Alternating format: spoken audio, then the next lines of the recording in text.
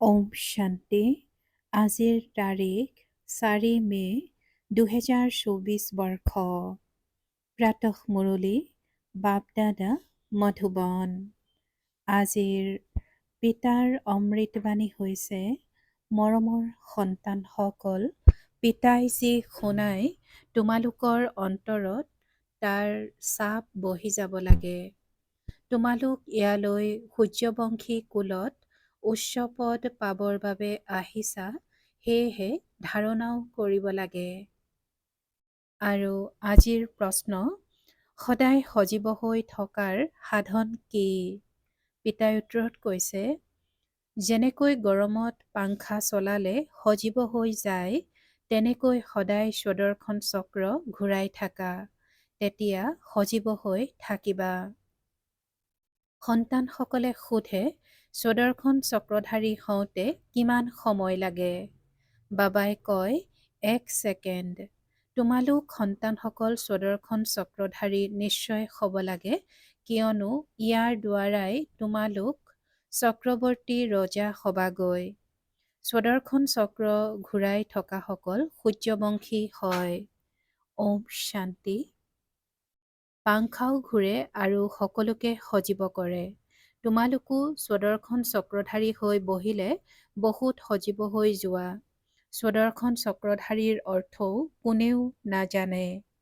সেয়েহে তেওঁলোকক বুজাব লাগে, বুজি নাপালে চক্ৰৱৰ্তী ৰজা নহবগৈ।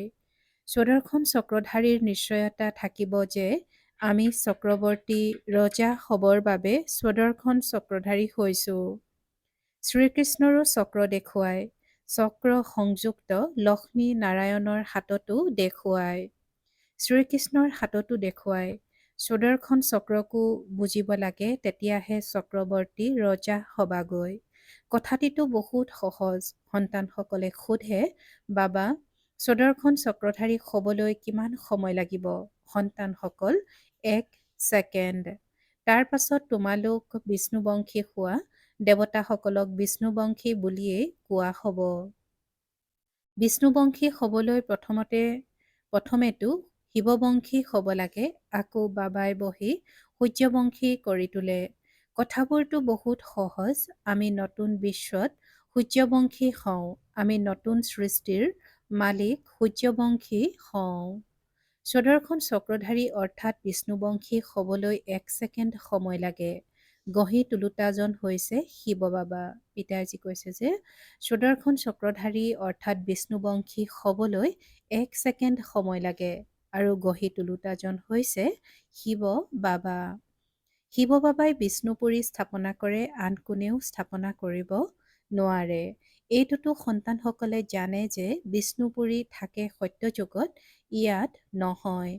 এইটো হৈছে বিষ্ণুবংশী হোৱাৰ যোগ। তোমালোক ইয়ালৈ আহাই বিষ্ণুপুৰীলৈ যাবৰ বাবে, যাক সূৰ্যবংশী বুলি কোৱা হয়। জ্ঞান সূৰ্যবংশী কথাষাৰ বহুত ভাল। বিষ্ণু আছিল সত্যযুগৰ মালিক। তাত লক্ষ্মী নাৰায়ণ দুয়োগৰাকীয়ে আছে। পিতাই কৈছে যে বিষ্ণু আছিল সত্যযুগৰ মালিক, তাত লক্ষ্মী নাৰায়ণ দুয়োগৰাকীয়ে আছে। ইয়ালৈ সন্তানসকল লক্ষ্মী নাৰায়ণ অথবা বিষ্ণু বংশী হবৰ বাবে আহিছে। এই ক্ষেত্ৰত আনন্দিত বহুত হয়। নতুন সৃষ্টি, নতুন বিশ্বত, সোণালী যুগী বিশ্বত বিষ্ণুবংশী হব লাগে। ইয়াতকৈ উচ্চ পদ আৰু নাই। এই ক্ষেত্ৰত বহুত আনন্দিত হব লাগে। প্ৰদৰ্শনী তোমালোকে বুজোৱা, তোমালোকৰ লক্ষ্য উদ্দেশ্য এয়া। কোৱা যে এইখন বহুত ডাঙৰ বিশ্ববিদ্যালয়, ইয়াক আধ্যাত্মিক বিশ্ববিদ্যালয় বুলি কোৱা হয়। লক্ষ্য উদ্দেশ্য এই চিত্ৰত আছে। সন্তানসকলে এইটো বুদ্ধিত ৰাখিব লাগে। কেনেকৈ লিখে, যাতে সন্তানসকলে বুজাওঁতে 1 ছেকেণ্ড লাগে। তোমালোকেহে বুজাব পাৰা। তাতো লিখা আছে যে আমি বিষ্ণুপুৰী দেৱী দেৱতা নিশ্চয় আছিলো, আকৌ অৰ্থাৎ দেৱী দেৱতা কুলৰ আছিলো, স্বৰ্গৰ মালিক আছিলো। পিতাই বুজাই, মৰমৰ সন্তানসকল, ভাৰতত আজিৰ পৰা 5000 বছৰ পূৰ্বে সূৰ্যবংশী দেৱী দেৱতা আছিল। সন্তানসকলৰ এতিয়া বুদ্ধিত উদয় হৈছে, শিৱ বাবাই সন্তানসকলক কয়, সন্তানসকল, তোমালোক সত্যযুগত সূৰ্যবংশী আছিলা। শিৱ বাবা সূৰ্যবংশী কুল প্ৰতিষ্ঠা কৰিবলৈ আহিছিল। যথাযথ ভাৰত স্বৰ্গ আছিল। এওঁলোকে পূজ্য আছিল। পূজাৰী কোনো নাছিল। পূজাৰ কোনো সামগ্ৰী নাছিল। এই শাস্ত্ৰবোৰতে পূজাৰ ৰীতি নীতি লিখা আছে। এয়া হৈছে সামগ্ৰী। বেশদৰ পিতা শিৱ বাবাই বহি বুজায়। তেওঁ হৈছে জ্ঞানৰ সাগৰ, মনুষ্য সৃষ্টিৰ বীজৰূপ। তেওঁক বৃক্ষপতি অথবা বৃহস্পতি বুলিও কোৱা হয়। পিতাই কৈছে যে এই শাস্ত্ৰবোৰতেই পূজাৰ ৰীতি নীতি লিখা আছে। এয়া হৈছে সামগ্ৰী।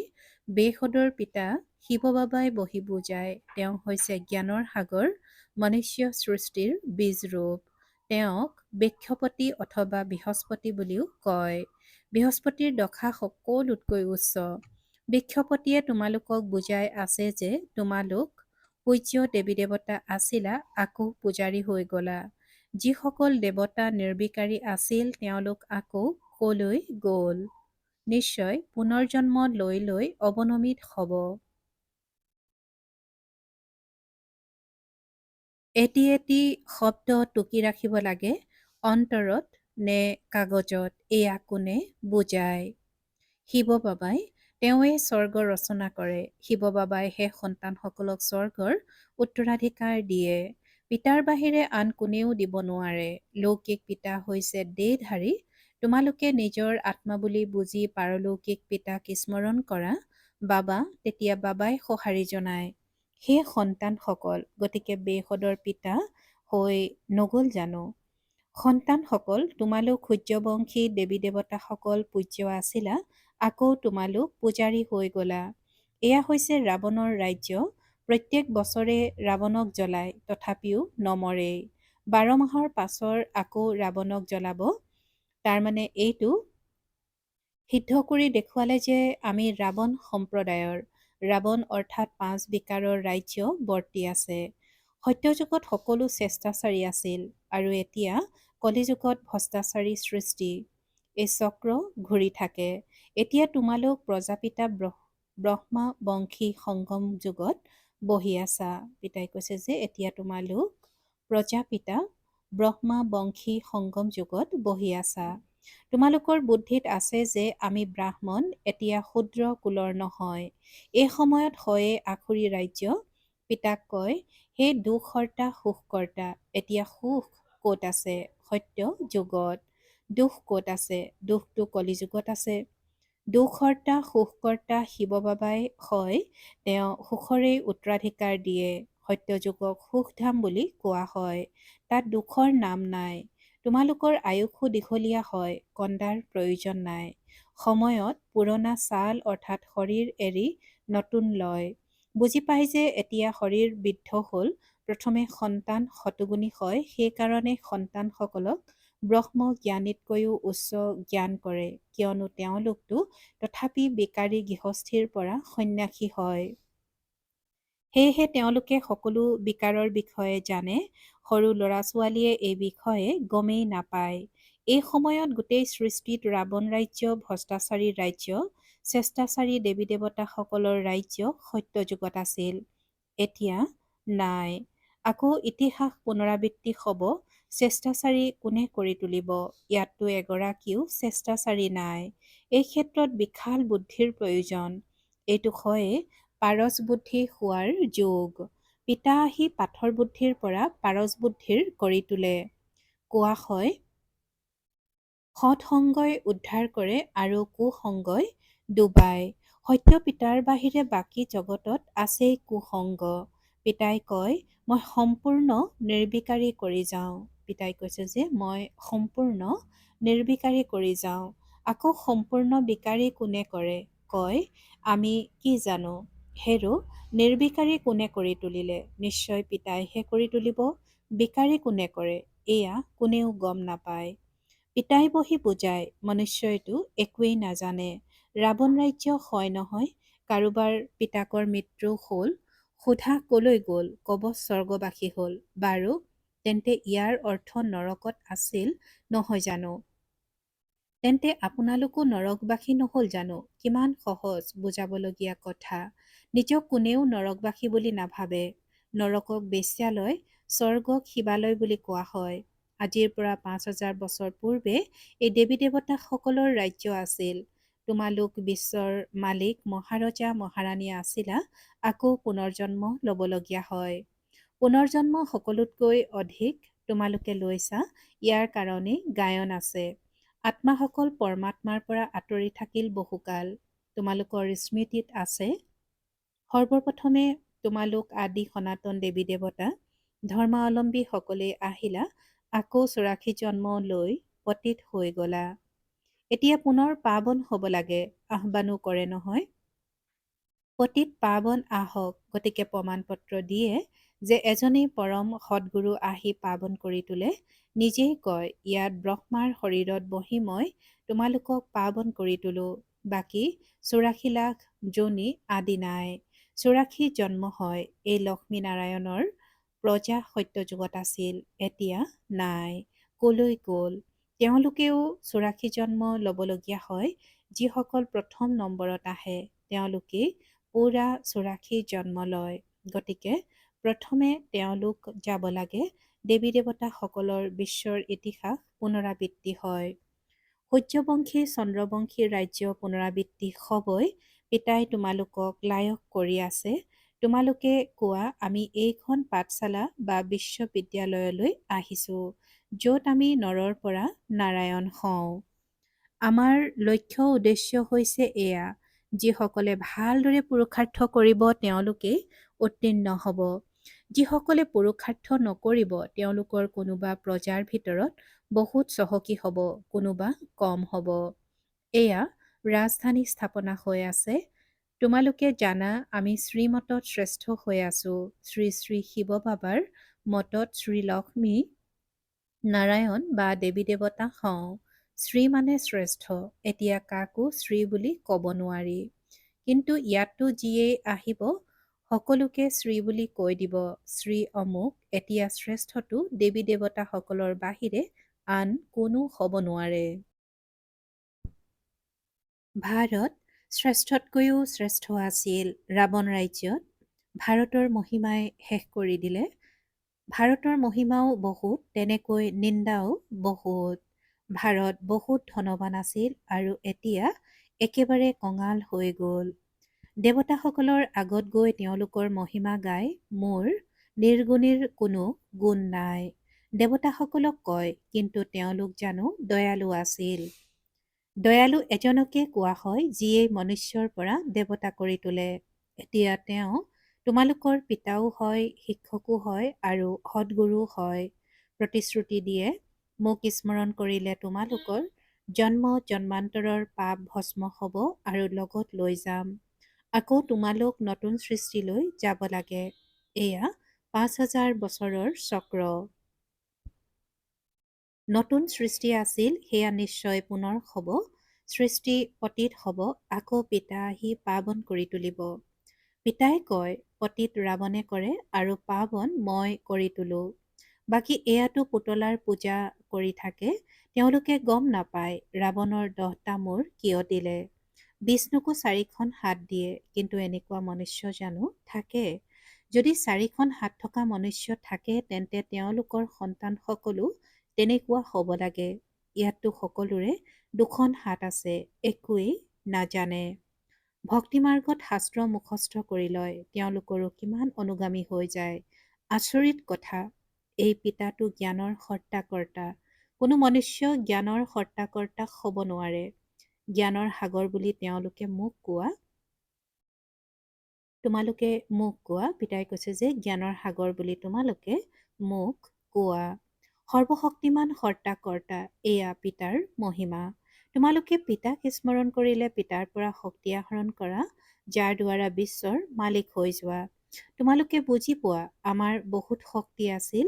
আমি নিৰ্বিকাৰী আছিলো, গোটেই বিশ্বত অকলে ৰাজ্য কৰিছিলো। গতিকে সৰ্বশক্তিমান বুলি কোৱা হ'ব নহয়। এই লক্ষ্মী নাৰায়ণ গোটেই বিশ্বৰ মালিক আছিল। এই শক্তি তেওঁলোকে ক'ৰ পৰা পালে? পিতাৰ পৰা।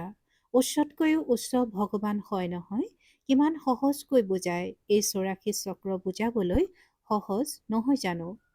যাৰ দ্বাৰাই তোমালোকে বাদশ্বাহী পোৱা পতিতেই বিশ্বৰ বাদশ্বাহী পাব নোৱাৰে। পিতাই কৈছে যে পতিত লোকসকলে বিশ্বৰ বাদশ্বাহী পাব নোৱাৰে।